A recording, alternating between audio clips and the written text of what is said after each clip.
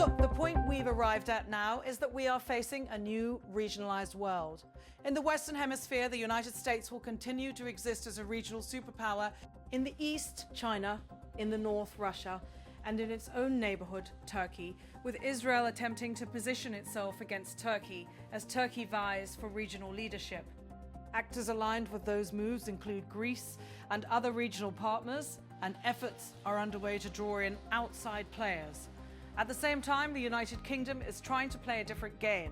The global order is disappearing. One commentator put it plainly, it will take some time until a new order emerges. This state of disorder is, of course, a state of uncertainty, and it is also chaos. Those are stark words, and they demand that we look carefully at what such a shift, from a largely rules-based global order to a more fragmented, region-driven set of balances, actually means for people, economies, and governments round the world. If power becomes concentrated less in a single, broadly accepted system of rules and more in competing regional spheres, the logic of politics changes. Where once global institutions and cross-border networks smooth friction, those institutions may find themselves weaker or less relevant. Where once diplomacy could rely on broadly shared incentives, states will increasingly compete for influence, resources, and secure lines of access within their immediate neighborhoods. That competition takes many shapes. It can be diplomatic and economic.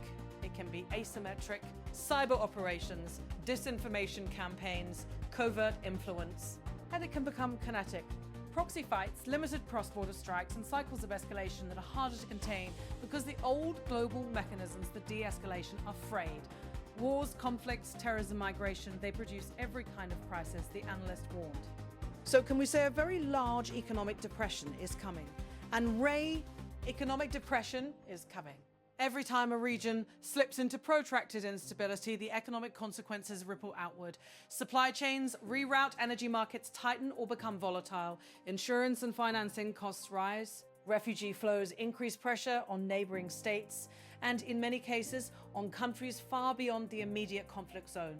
Financial markets price risk differently when geopolitical risk becomes elevated and persistent, and that changes investment, consumption, and growth trajectories globally.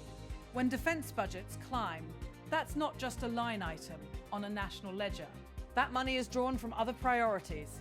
Health, education, and infrastructure can be squeezed. Economies that were counting on stability to attract long-term investment find the prospect less certain.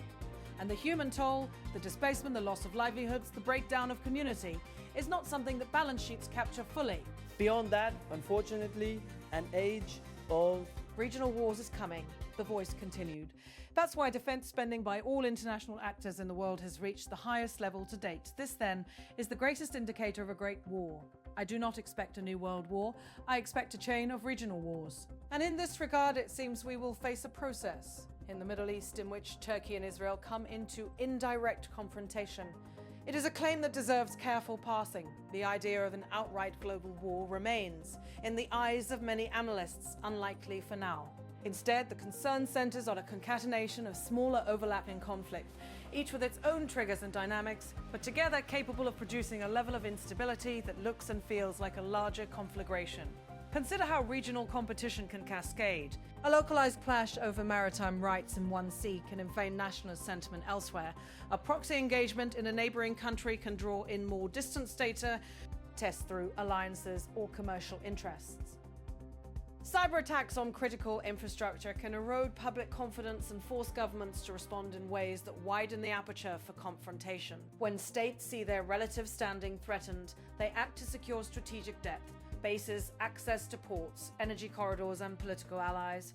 That logic explains why regional rivalries are rarely confined to simple bilateral disputes. They are woven into networks of relationships, historical grievances, economic interdependence, and security calculations. For the countries at the center of today's shifting map, the stakes are immediate. A regional power that seeks deeper influence will balance military posturing with economic leverage and soft power. Its rivals will do the same. Neighbors will hedge, choosing partners pragmatically where they can, and hardening alliances where threats seem acute, those smaller but consequential choices who to invite to a port which defense pack. T to join, how to vote in a multilateral body add up to a reconfiguration international landscape. That reconfiguration has an economic side as well as a security side. Trade routes and energy supply lines are the arteries of the global economy. When the safety of those routes comes into question, market actors respond. Companies diversify suppliers, states bulk up strategic reserves, and investors reprice risk.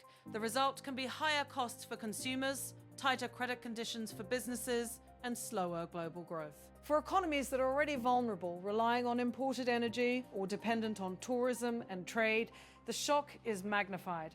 And then there is the human dimension. As conflicts swell, so do migrations. Refugee flows place pressure on host societies, sometimes producing political backlashes that can harden borders and make cooperative responses more difficult. The social fabric in countries receiving large numbers of displaced people can fray under the strain. Those domestic pressures, in turn, influence foreign policy in ways that can either stabilize or further inflame regional tensions. The modern era multiplies the points of friction. Technology accelerates the pace at which crises unfold. Social media amplifies grievance and rumor. Drones, cyber capabilities, and precision munitions lower the threshold for limited engagements that can nonetheless produce significant damage. Private military companies, non-state armed groups, and transnational criminal networks operate in the gaps, often profiting from disorder. Yet not every move toward a more regionalized world must end in violence. There are pathways through which regional orders can consolidate without becoming destructively competitive. Regional institutions can develop, norms can be established, and pragmatic arrangements can be made around economic interdependence, energy sharing, cross-border infrastructure, mutual investment commitments, where states trade heavily with one. Another, the cost of outright conflict rises, creating incentives for restraint. That possibility, however, depends on political choices. Will states lean into cooperative mechanisms when crisis threatens, or will they default to zero-sum calculations about influence and security? Will outside powers invest diplomatically to help build effective conflict management tools, or will they exploit divisions for short-term advantage? Those decisions will shape whether the emerging regional architecture becomes a stable mosaic or a patchwork of chronic crisis. In many regions, existing institutions are stressed, but not necessarily broken. Regional forums, economic bodies, and security arrangements can be reinforced if member states see value. But the political will to do so is not automatic. Domestic politics, the need to show voters strength, to present decisive leadership, can push governments toward postures that complicate multilateral cooperation. A central concern in such a moment is miscalculation. When military deployments, covert actions, or political rhetoric multiply, the probability that a limited incident spirals out of control increases. That is especially true when communications between adversaries are weak, when third parties amplify tensions, or when national narratives frame compromise as weakness. In these conditions, small mistakes can have outsized consequences. So what can be done? First, clear, reliable lines of communication between potential adversaries are essential. Crisis hotlines, regular diplomatic engagement, and military-to-military contacts are basic tools for de-escalation. Where those tools atrophy, they must be rebuilt. Second, investment in regional conflict resolution mechanisms, impartial mediation, joint monitoring of borders, and shared economic initiatives can create alternatives to force. Third, global institutions must adapt. They need to recognize the new centers of gravity in a regionalized world and find ways to mediate. Eight among them, rather than assuming one central authority can dictate outcomes. For the international community as a whole, there is also a responsibility to lessen the negative spillovers of regional competition. That means maintaining open trade where possible, keeping humanitarian corridors functional, and supporting stability through measured diplomacy rather than escalatory posturing. It means tempering arms races with arms control dialogues and recognizing that higher defense budgets may reflect a dangerous spiral rather than a reliable path to security. This is not merely an abstract policy debate. Behind the strategic language are families disrupted, businesses shuttered, and children whose futures are caught in the crossfire. The costs of instability are paid in blood and in the erosion of long-term development prospects. I do not expect a new world war, but I expect a chain of regional wars. The commentator said those words underscore a grim reality, a global system that dates back. no longer provides a reliable safety net will leave room for multiple local contests to unfold simultaneously. Their interaction could produce global consequences even without a single defining world war. The response must be practical and forward-looking.